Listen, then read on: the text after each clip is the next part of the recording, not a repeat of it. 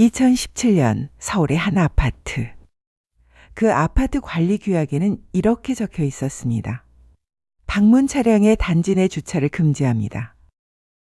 어느 날 입주민의 부모가 잠시 방문했다가 차를 세웠고 관리사무소는 곧바로 스티커를 붙입니다. 입주민은 항의합니다. 입주민 집에 잠깐 방문한 건데 이것도 안 됩니까? 관리사무소의 답은 간단했습니다.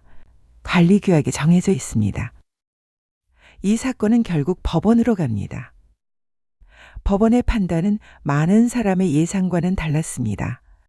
관리 규약은 법률이 아니라 입주민 간의 자치 규칙일 뿐이며 그 규칙이 개인의 기본적 이용권을 과도하게 제한할 수는 없다. 서울중앙지방법원 2017년 판결입니다. 즉 규칙이 있다고 해서 모든 상황을 기계적으로 막을 수는 없다는 겁니다. 법원은 이렇게 선을 그은 셈이죠.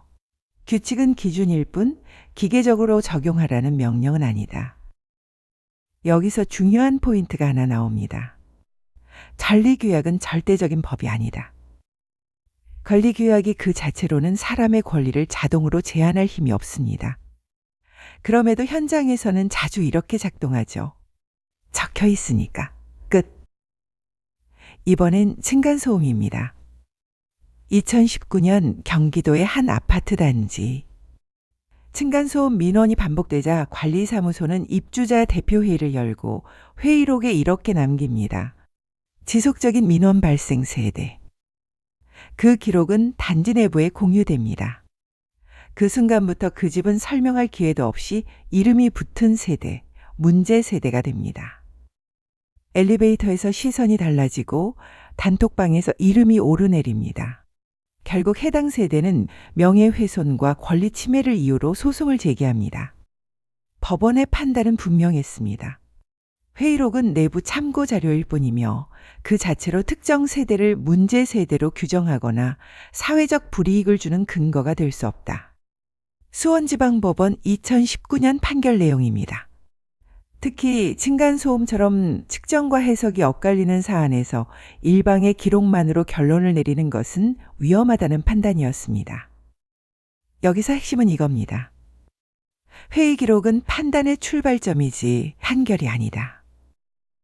조금 더 강한 사건도 있습니다. 2013년 대법원 판결입니다. 어느 아파트에서 관리비 체납 세대 명단을 게시판과 엘리베이터에 공개했습니다. 공동체 질서를 위한 조치라는 이유였죠. 하지만 대법원의 판단은 단호했습니다.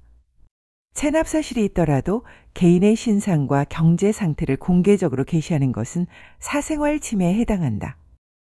질서를 세운다는 명분이 개인의 존엄을 침해할 수는 없다는 겁니다. 규칙의 이름으로 공개 처벌을 하는 순간 공동체는 관리가 아니라 감시가 됩니다. 이 세 사건은 서로 다른 이야기처럼 보이지만 핵심은 하나입니다. 규칙이 문제인 게 아니라 규칙을 누가 어떻게 쓰느냐가 문제다. 조선시대에도 각 마을에는 향약이라는 규칙이 있었습니다. 서로 돕고 어른을 공경하고 문제를 내부에서 해결하자는 자치규범이었죠. 하지만 이 향약이 항상 좋은 규칙으로만 작동한 건 아니었습니다. 조선 후기 기록을 보면 향약을 이유로 특정 집안을 배제하거나 발언과 참여를 제한하고 마을 행사에서 소외시키는 일들이 반복됩니다. 향약에 어긋난다는 말 한마디로 공동체 생활에서 불이익을 받는 경우도 적지 않았습니다.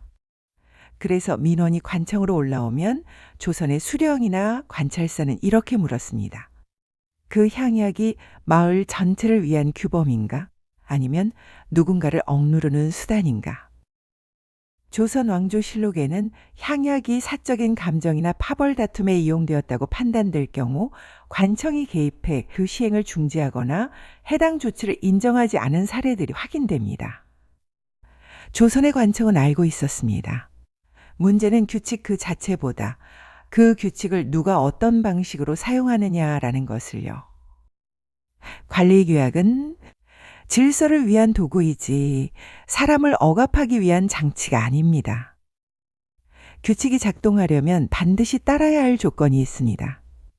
판단의 근거를 설명할 수 있어야 하고 예외를 검토할 여지가 있어야 하며 그 판단에 대해 책임을 지는 주체가 분명해야 합니다. 이 셋이 빠지면 규칙은 편리함이 아니라 분쟁의 씨앗이 됩니다. 공동주택의 관리규약 이해를 하다 보면 사람들은 이렇게 말합니다. 그래도 관리규약 같은 규칙은 필요하지 않나요?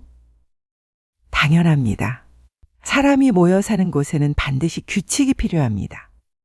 하지만 규칙이 사람 위에 서는 순간 공동체는 조용해지는 대신 갈라지기 시작합니다. 조선의 향약도 오늘의 아파트 관리 규약도 결국 같은 질문 앞에 서 있습니다. 지금 우리가 만드는 규칙들은 사람을 살게 하고 있을까요? 아니면 침묵하게 만들고 있을까요? 오늘 역사 풍자극장 아파트 관리 규약 이야기는 여기까지입니다. 다음 영상에서도 씹을 맛나는 역사 한 그릇 차려오겠습니다.